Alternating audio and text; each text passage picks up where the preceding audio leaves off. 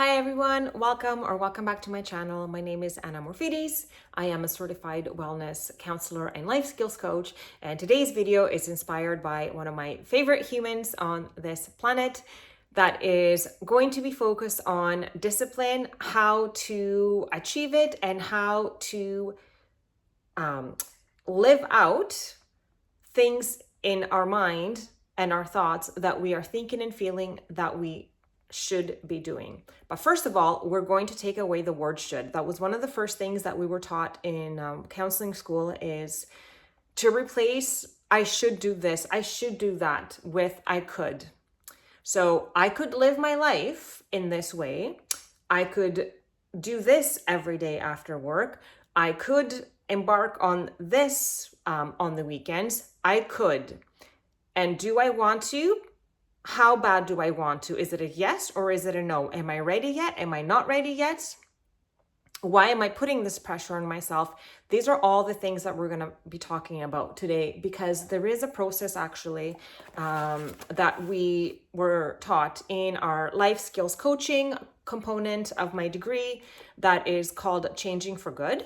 And it's a revolutionary 6-stage program for overcoming, they call it bad habits, but I would call it something else, overcoming unhelpful habits that you want to change differently in your life and moving forward positively in your life. So James Prochaska, I could never say his name properly, and Carlo Di Clemente, both doctors, are the creators of the Changing for Good 6-stage program for overcoming unhelpful ways of being that we want to see different in our life. So the first stage is the pre-contemplation stage. The pre-contemplation stage is the stage where we are still unaware of what it is that is the challenge from within us, and we are pointing the finger still to other people. So this is a stage that usually someone will go into therapy and say things like, how can I get others to quit nagging me? Because usually they show up in therapy due to pressures from others, a spouse who threatens to leave them, an employer who threatens to fire them, parents who threaten to disown them, a judge who threatens to punish them. It's usually a catalyst, like I always talk about, that feels like it's a terrible thing that has happened to you, that propels us into the contemplation stage.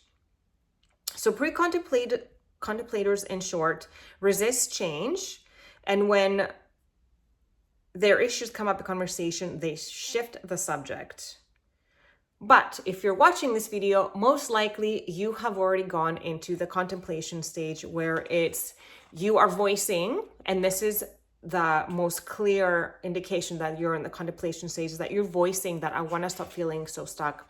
I want to stop engaging in these behaviors, and you want to start to do different.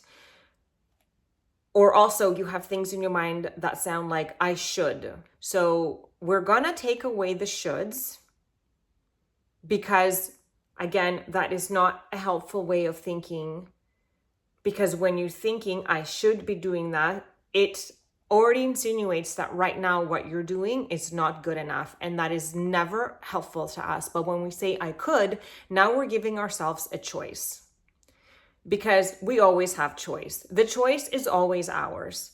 We can stay in the contemplation stage for forever, and some people do, because this is often the nature of contemplation. You know your destination and even how to get there, but you're not quite ready to go there yet. So how do we become ready to cross into preparation? The preparation stage is where you start to plan to take action within the near future. And you're making the final adjustments before you begin to change your behavior. We have to go through the preparation stage in order to successfully go into the action stage. So after we go into the contemplation stage, where we want to create change and we reframe I should to I could. And then it really helps to write out why that could be helpful for you. And then you can actually see when you want to start to create that change, because maybe you want to stay in the contemplation stage for 6 months, and that's okay too. When you are preparing to take action, right? So actually do the things that you want to be doing in your mind, drinking less, going out less, reading more, taking on a course, changing your career, whatever it is that you want to be doing, you have this idea and you are preparing to go there. And what do you need to do in between before you get there? So the preparation stage is necessary, and you might have already started to incorporate small changes in your life, but are needing like a scheme, like developing a firm, detailed scheme for taking action. And this is what we're going to be a little bit more focusing on today. So your preparation stage might take, we said, up to 6 months, and that's okay too, where you are literally writing out the steps of how you want to develop a firm, detailed like plan of action. So SMART goals is where it's going to help you the most. When you're writing out what it is that you want to achieve, you're going to use the acronym SMART because it breaks down to 5 really specific things in figuring out your plan. So specific, what are your specific goals? So the S in SMART stands for specific. So specifically, you're going to write out what it is that you want to be doing differently. Not should, what you could be doing differently. Second is measurable. So SMART, the M is for measurable. So you have to be able to measure the amount of change that you want to create. So maybe if you want to start working out, for example, you would say, I'm going to start out working out every Wednesday. You have to be realistic with your goals, okay? That's where the R in the SMART stands for realistic. So you have to measure realistically what it is that you want to be achieving. Because if I go right off the bat, oh, I'm going to work out every day, that's not going to be realistic and I'm going to fail. I'm going to have a realistic, measurable goal. So we have specific, measurable, and the A is for attainable. Again, it has to be something that you can attain. So if you're wanting to say, go to happy hour after work, not every day, realistically and attainably, can you maybe cut happy hour down to 3 days a week? And then the other 2 days a week, you know that you are committed to going home, making dinner, cleaning up after yourself, like whatever it is that you need to be doing or want to be doing or could be doing. When you're ready, then you're going to have this attainable and measurable. And then the T stands for timely goal. So specific, measurable, attainable, realistic, and timely. So even if you do go to happy hour, you can give yourself a time that you can be there, or you can give yourself a timeline when you're going to start it. Like, it's all up to you. But the common denominator in all of these things is that you know that you are worthy of change and you deserve it. The more you love yourself, the more you can heal your life, whatever that looks like. So this is where you're going to go into the action phase, because the action phase is Where are you going to change your level of awareness, your emotions, your self-image, your thinking, and so on? Many of these changes take place many of these changes will take place in the stages that precede action, but then in the action phase are going to be the most predominant. So this is what I talk about in most of my videos. I talk about awareness, emotions, self-image, literally changing our inner state of being, our inner self into a version of self that completely loves the self, that has a really positive self-talk no matter what. Even if you do set smart goals and you fall off your wagon, you don't guilt and blame yourself. You just get back on your wagon and you keep going, because as Prashaka and De Clemente also talk about,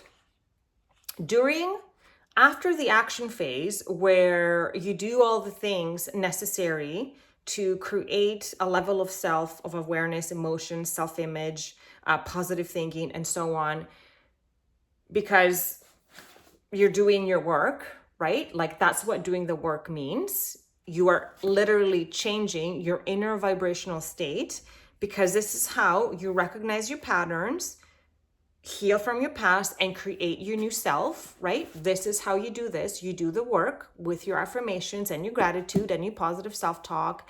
And it's a lot easier then to maintain, which is the next stage, to maintain the action. So the goals that you set up in your preparation stage are now the ones that you implement during the action stage, along with doing the work to heal yourself, because you are truly loving yourself and you know that you are deserving and worthy of this. But during the maintenance stage, if you fall off, you have to give yourself grace, because it happens to all of us. If not, yeah, I was going to say most of us, if not all of us. And preparation, action, maintenance sometimes will take you back into preparation, action, and maintenance again, because nothing is ever really linear, right? But this is how it would go. But what it is really critical during the maintenance stage is that the continuation lasts from as little as 6 months of those specific SMART goals that you have. At least for 6 months, it needs to be repeated over and over until it becomes like a new way of life, that you stick to this firm regime that you have created for yourself. And sometimes it might take a lifetime. I feel like in my own process, I was in the action phase for many years. And then sometimes I know myself when I feel like I need to go back into that action phase in order to maintain a certain way that I want to think and feel about myself. And then after that is termination. This termination stage is the ultimate goal for all changers. Here, your former issues will no longer be present, and they won't have any temptation and or threat in your life. Your behavior will never return, and you will have complete confidence that you can cope without fear of relapse. In the termination stage, all of this holds true without any continuing effort on your part. And that's where you want to get, and that's why it's so crucial to do the internal work of really truly loving yourself when you are in the action stage. Because the more you love yourself, the more you can heal your life. The more you know that you deserve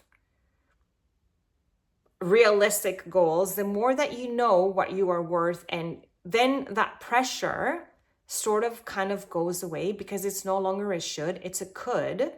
And you have the choice to do it. And the more we love ourselves, the more tendency we will have to make choices that reflect that love that we have for ourselves, that come in the form of discipline, whether it is eating a healthy diet, cleaning more, working out more, just whatever it is that you're wanting to do. They all just tie hands like that together.